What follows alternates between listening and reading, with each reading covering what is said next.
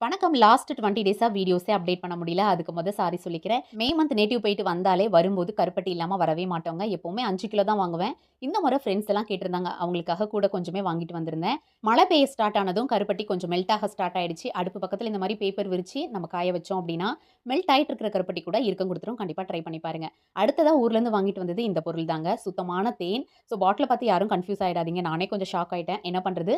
அவங்களுக்கு கிடைச்ச பாட்டில்ல அவங்க கிளீன் பண்ணி தேனை ஊத்தி குடுத்துருக்காங்க. ஒரிஜினல் தேன்ங்க. ரொம்ப டேஸ்ட்டா இருந்தது. மார்க்கெட்ல இன்னைக்கு எல்லாமே கலப்படம் ஆயி போச்சுங்க. அதுவும் தேன் சொல்லவே வேண்டாம். ஒரிஜினல் தேன் எப்படி இருக்கும் அப்படின்னு சொல்லி கண்டுபிடிக்கிறதுக்கே பல டெஸ்ட் வைக்கிற மாரி தான் இருக்கு.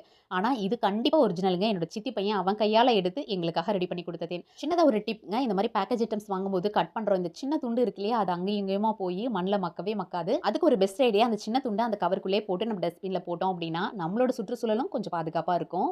லஞ்ச் பாக்ஸ், ஸ்நாக்ஸ் எல்லாமே குடுத்து பிள்ளைங்களும் ஸ்கூலுக்கு போயிட்டாங்க. அதுக்கப்புறமா உட்காந்து ஒரு ப்ளவுஸும் சூப்பரா ஃபினிஷ் பண்ணிட்டேன்.